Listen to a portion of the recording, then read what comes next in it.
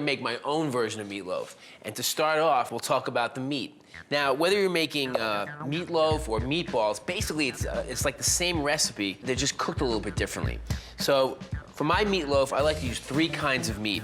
Obviously, we have some beef, some ground chuck, because it has a good fat content.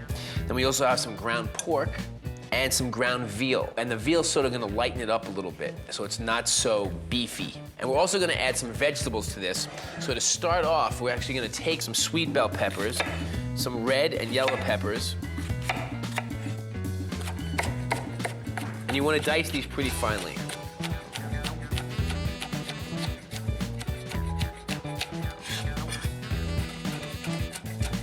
Some zucchini. Dice them around the same size as the peppers.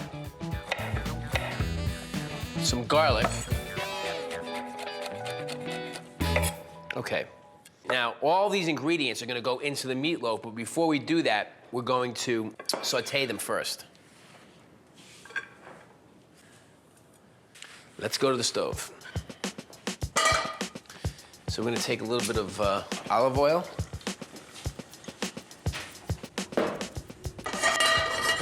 And we're just gonna slowly saute the zucchini, the red and yellow peppers, and the garlic.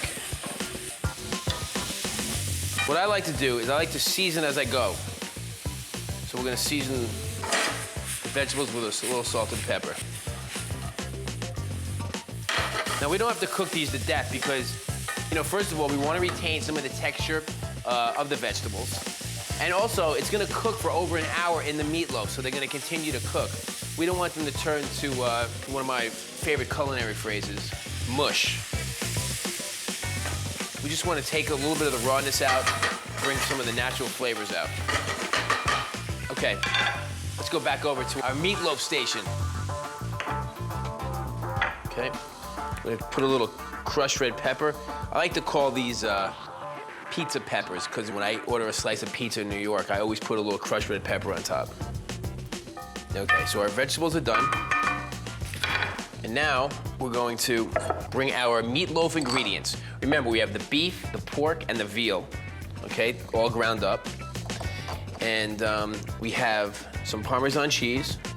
Parmesan is gonna add a little salty flavor to it, and it's also going to help bind it together. And then some panko breadcrumbs. These are Japanese breadcrumbs. They're lighter than the old-fashioned breadcrumbs that you can find in the store, but don't sweat it. If you can't find the Japanese breadcrumbs, you can use regular breadcrumbs. It's totally fine. Again, this is also gonna bind it.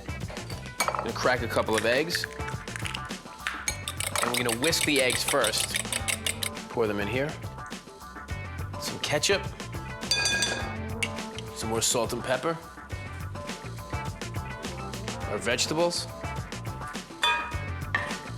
And if you notice, I'm putting everything in all together, and then I'm gonna mix it once. Because if you continue to mix it, the vegetables will get broken up, and it will actually start to make it a little bit tough. We just wanna put all the ingredients, everybody in the pool, and then give it one quick mix, and then we can put it on the sheet pan to bake it. Some fresh herbs, some parsley, and some thyme. And here's the secret ingredient, a little balsamic vinegar. It's a little acidic, it's a little sweet, and it's got a nice round flavor. Okay, now we can mix this all together. And so what are you looking for here? Well, you want to have a good amount of moisture, because we don't, dry meatloaf, why even do it, right? You want your meatloaf to be juicy and moist. And some of the fat in the ground meats will help that. But at the same time, when you add the eggs and you add the ketchup and the balsamic vinegar, it's gonna really help that along. Okay, that part is done. Now we can actually shape it. We have a sheet pan with some parchment paper. We're gonna actually shape the meatloaf on the pan, and then we're gonna make a glaze out of ketchup and some balsamic vinegar and a little crushed red pepper. And the sugars in the ketchup give it a nice caramelized outside, hopefully. So we have some ketchup, some of our pizza pepper, and a little balsamic vinegar.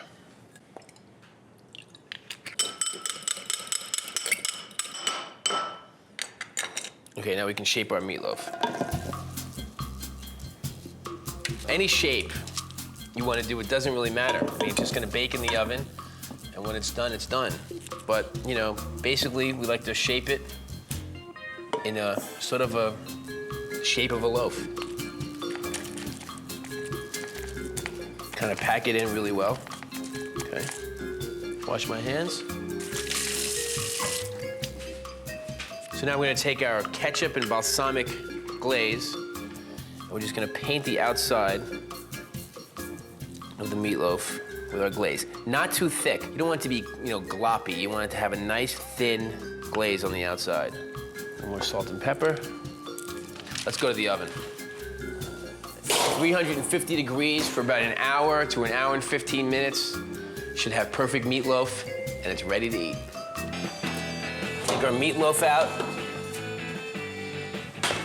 and then it's gonna be time for a big-time comfort meal. Coming for you. Our balsamic glazed meatloaf. Let me get one more spatula here. Now, you know, meatloaf is one of those things, you know, not the prettiest dish in the world, but you gotta do your best. So we're gonna serve it family style. And then, I mean, we're not gonna go crazy here. We're just gonna take some parsley leaves and just kinda put the parsley leaves on top of the meatloaf. Give it some freshness, all right?